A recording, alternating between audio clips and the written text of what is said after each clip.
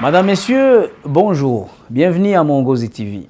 Très heureux de vous savoir à l'écoute. Mongozi TV vous présente des émissions qui s'adressent essentiellement à la jeunesse africaine, qu'elle soit sur le continent ou éparpillée au sein de la diaspora, dans une perspective de développement socio-économique pour notre cher continent.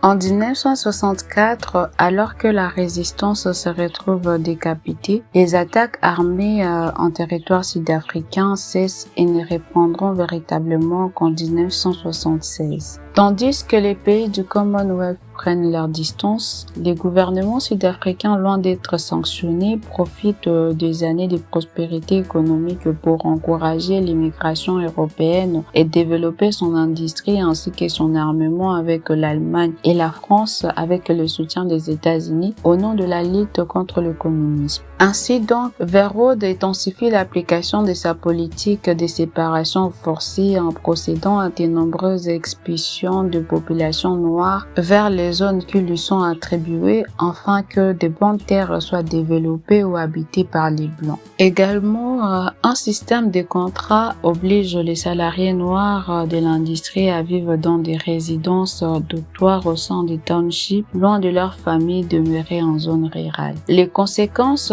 pour ces populations sont souvent catastrophiques au niveau social, tandis que la population carcérale atteint 100 000 personnes, qui est l'un des taux les plus élevés au monde. Entre les années 1960 et 1980, ce sont plus de 3,5 millions de paysans noirs qui sont dépossédés de leurs terres sans aucun dédommagement pour devenir un réservoir de main-d'œuvre bon marché, afin qu'ils ne soient plus des concurrents pour les fermiers blancs. Période de l'emprisonnement de Nelson Mandela. En 1964, Nelson Mandela est emprisonné sous le numéro de matricule 46 664 dans l'île prison de Robben Island, où il reste 18 de ses 27 années de prison. En prison, sa notoriété s'étend au niveau international. Sur l'île, il effectue des travaux forcés dans une carrière de chaux où les prisonniers sont victimes de kératite due à la poussière et à la lumière. Mandela doit d'ailleurs plus tard se faire opérer des effets du canal lacrymonosal. Les prisonniers échangent néanmoins leurs connaissances dans ce qui devient l'université Mandela, parlant aussi bien de politique que de William, Nelson récitant et enseignant les poèmes invaincus de William Ernest afin de les encourager. Quand ils ne vont pas à la carrière, Mandela et les autres détenus cassent des cailloux dans une des cours de la prison avec des cadences éprouvantes. Les conditions de vie dans la prison sont très rudes, où d'ailleurs les détenus sont séparés selon leur couleur de peau également, et les prisonniers noirs recevant les plus petites rations. Les prisonniers politiques dont fait partie Nelson Mandela sont séparés des criminels de droit commun et ont encore moins de droits.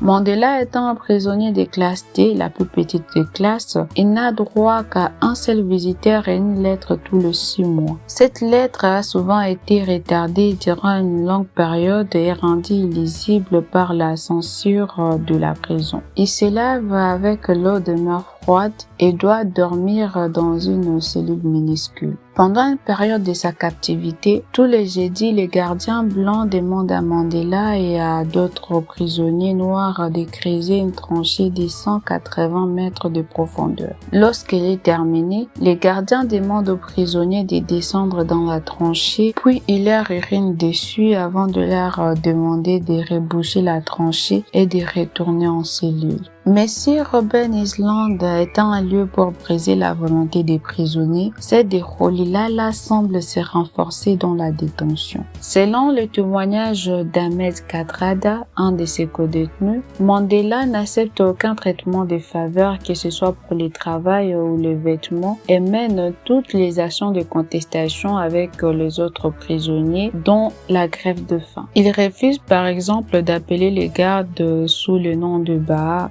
patron comme il l'exige. Et même soumis aux travaux forcés, il s'oblige également à conserver une pratique sportive. Il court sur place dans sa cellule pendant 45 minutes, effectue une centaine de pompes, d'abdos, des flexions profondes des genoux et des exercices de gymnastique appris lors de ses entraînements encore étudiant en salle de boxe. Alors que beaucoup de prisonniers les plus militants du congrès panafricain d'Azani refusent de parler ou même de regarder les gardiens, Mandela essaie d'analyser la situation et perçoit que les afrikaners sont surtout dirigés par la peur que la majorité noire refuse de partager le pouvoir et fasse d'eux et de leurs familles des victimes d'une révolution sanglante. Nelson Mandela profite de ces années pour apprendre l'histoire des afrikaners et leur langue, l'afrikana, afin de comprendre notamment leur mentalité et d'établir un véritable dialogue avec eux. Défiant le point de vue de l'ANC qui considérait alors le pouvoir afrikaner comme une version moderne du colonialisme européen, il en vient lui-même à estimer et déclarer que l'afrikaner est un Africain au même titre que n'importe lequel de ses codétenus noirs, songeant qu'à leur place et dans d'autres circonstances, il aurait pu avoir la même vue sur l'apartheid. Cette compréhension des afrikaners lui donne cependant l'esprit des réconciliations nécessaires aux futures négociations.